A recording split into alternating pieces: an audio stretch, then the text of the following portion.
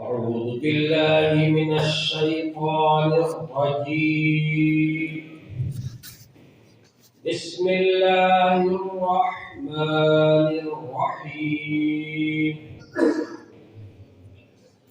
يا أيها الناس اتقوا ربكم الذي خلقكم من نفس واحدة وخلق منها زوجها وبث منهما رجالا كثيرا ونساء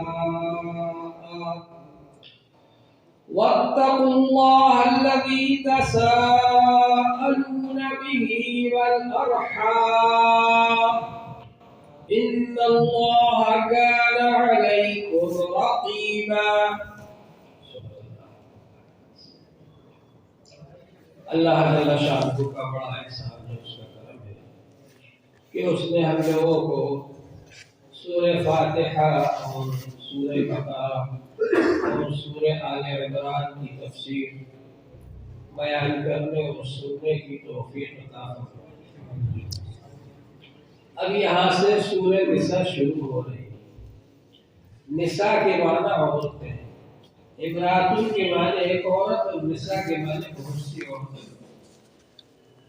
اللہ تعالیٰ کی نظر میں خواتین کا کتنا بڑا درجہ ہے، عورتوں کا کتنا بڑا درجہ ہے کہ پوری ایک سورت ہی خواتین کے نام سے اور خواتین کے عنوان سے اور عورتوں کے نام سے اللہ تبارک و تعالی نے نازل فرمایا۔ الرجال کے نام سے کوئی سورت نہیں ہے قرآن پاک، لیکن النساء کے نام سے سورت موجود ہے۔ کتنا بڑا درجہ ہے اللہ تعالی کی نظر میں خواتین کا۔ پھر بھی لوگ کہتے ہیں اعتراض کرنے والے کے اسلام کی نظر میں عورتوں کا زیادہ درجہ نہیں۔ مستقل ایک موضوع ہے اور اس موضوع پر قرآن پاک کی آیتوں کو اور حدیث کو اگر دیکھا جائے تو کثیر تعداد میں یہ چیزیں ہم کو مل جائیں گی کہ عورتوں کی بڑی اہمیت ہے اللہ تعالیٰ کی نظر میں اور حضور پاک صلی اللہ علیہ وسلم کی نظر میں۔ اس سے پہلے والی آیت جو سورہ آل عمران ختم ہوئی، اس میں غیر مسلموں سے جنگ و جدال، غزوات اور سرایا اور ان کے ساتھ برتاؤ اور مال غنیمت جو حاصل ہو اس کی تقسیم اور اس میں خیانت کی مذمت اور مخالفین کے ساتھ میں کیسا برتاؤ کیا جائے، ان چیزوں کا ذکر۔ اب یہاں سورہ نساء میں اللہ جل شانہ نے یہ بتلایا ہے کہ ہم اپنے رشتہ داروں کے ساتھ کیسا برتاؤ کریں، میاں بیوی ایک دوسرے کے ساتھ کیسا برتاؤ کریں، والدین کے ساتھ کیسا برتاؤ کریں، بہن بھائیوں کے ساتھ میں کیسا برتاؤ کریں اور رشتہ داروں کے ساتھ میں کیسا برتاؤ کریں، مسلمان آپس میں ایک دوسرے کے ساتھ کیسا برتاؤ کریں۔ تو اس کے اندر گویا کہ مسلمانوں کے آپس میں ایک دوسرے کے حقوق بیان کیے گئے ہیں، ایک دوسرے سے تعلق رکھنے کا طریقہ بتلایا گیا ہے، ایک دوسرے کے ساتھ اچھا برتاؤ کرنے کے احکام دیے گئے ہیں۔ تو یہ سورت پاک یہاں سے شروع ہو رہی ہے، جس میں سب سے پہلے اللہ جل شانہ نے یہ ارشاد فرمایا، یا ایھا الناس، اے انسانوں، تمام انسانوں سے خطاب ہے۔ جتنے بھی انسان ہیں، آدم علیہ السلام سے لے کر قیامت تک کے آنے والے تمام انسان، ان سب سے خطاب فرمایا اللہ جل شانہ، تمام انسان۔ اس لیے کہ بہت سے انسان تو وہ تھے جو حضور صلی اللہ علیہ وسلم کے زمانے میں موجود تھے اور جن کے زمانے میں جن کے سامنے قرآن پاک نازل ہو رہا تھا، اور بہت سارے انسان بعد میں پیدا ہوں گے اور قیامت تک آتے رہیں گے۔ ان سب سے خطاب ہے، یا ایھا الناس، اے انسان۔ قرآن پاک تمام انسانوں سے بات کرتا ہے، تمام انسانوں سے خطاب ہے۔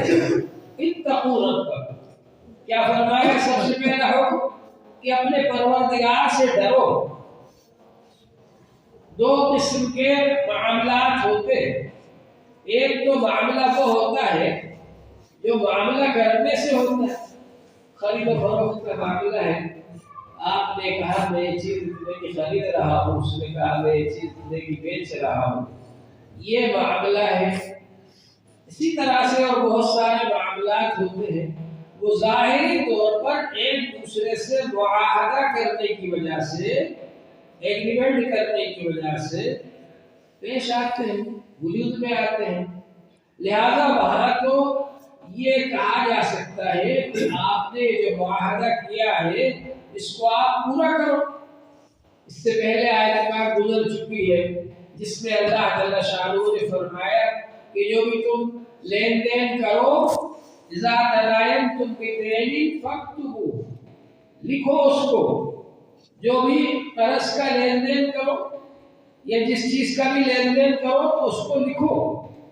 لکھنے کا حکم فرمایا، تو جب لکھا جائے گا، یہ زبانی معاہدہ کیا جائے گا گواہوں کے سامنے، اس پر گواہ موجود ہوں گے، لہذا عدالت کے ذریعے سے، قانون کے ذریعے سے اس معاہدے کو پورا کرنے کے لیے مجبور کیا جائے گا، اور اگر اس معاہدے کو پورا نہیں کیا تو اس پر مواخذہ کیا جائے گا، سزا دی جائے گی کہ آپ نے یہ معاہدہ کیا اور اس کو پورا نہیں کیا۔ اور ایک معاملات وہ ہوتے ہیں جن میں ظاہری طور پر کوئی معاہدہ نہیں ہوتا، جن میں ظاہری طور پر کوئی ایگریمنٹ یا معاملہ نہیں ہوتا اور کوئی لکھا پڑھی نہیں ہوتی، لیکن بہرحال ان کاموں کو بھی پورا کرنا ضروری ہے۔ تو ان کاموں کو پورا کرنے کے لیے ہم نہ تو پولیس کے ذریعے، نہ عدالت کے ذریعے، نہ کسی اور چیز کے ذریعے سے مجبور نہیں کر سکتے۔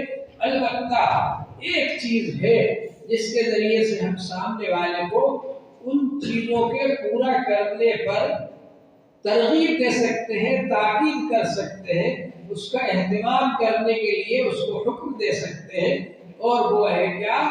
وہ ہے خوف خدا اور فکر آخرت۔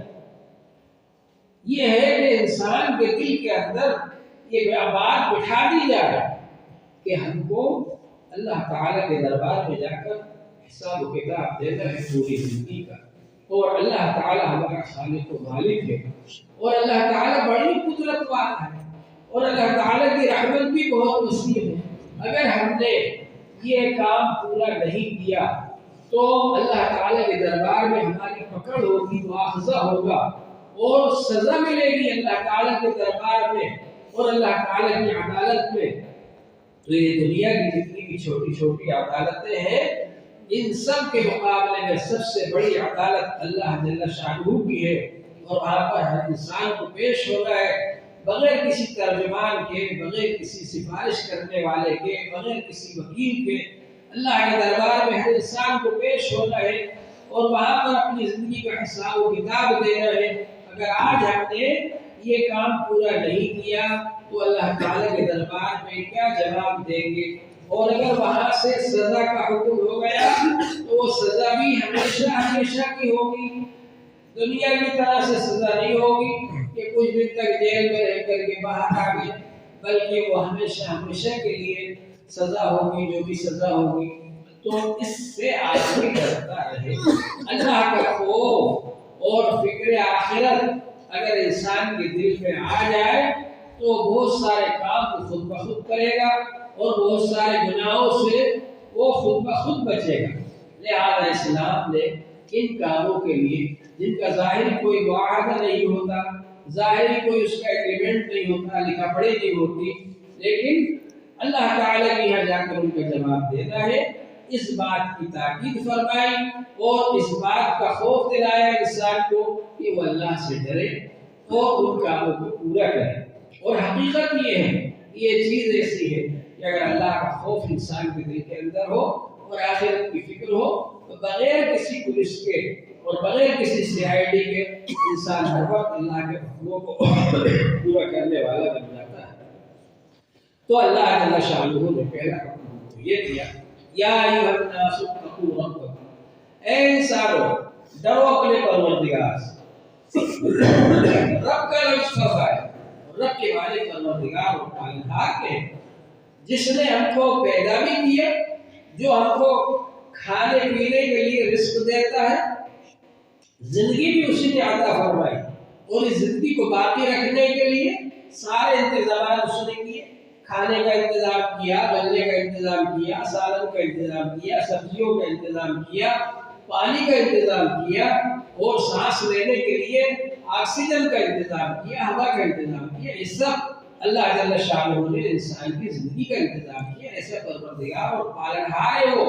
تو جب اس کے اتنے سارے احسانات ہیں اور انعامات ہیں تو اس کو ناراض کرنے سے ہم کو ڈرنا چاہیے کہ کہیں وہ ہم سے ناراض نہ ہو جائے.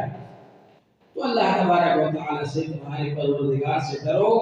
الذی خلقکم من نفس واحدہ، جس نے تم کو ایک جان سے بنایا. سب سے پہلے تو اللہ تعالی نے حضرت آدم علیہ السلام کو بنایا. حضرت آدم علیہ السلام کو اللہ تعالی نے اپنی خاص قدرت سے بنایا. فرشتوں کو حکم فرمایا مٹی لے کر کے آؤ. فرشتے مٹی لے کر کے آئے اور آپ نے اس مٹی کو پانی میں ملا کر اور اس سے پتلا تیار کروایا، اور اس کے بعد پھر اس پتلے کے اندر اللہ تعالی نے روح پھونکی اور جان ڈال دی تو وہ آدم علیہ السلام بن گئے. ظاہر ہے کہ بغیر ماں باپ کے صرف اپنی قدرت سے اللہ جل شانہ نے حضرت آدم علیہ السلام کو بنایا. یہ ہے خاص قدرت اللہ تعالی کی. یہ ہے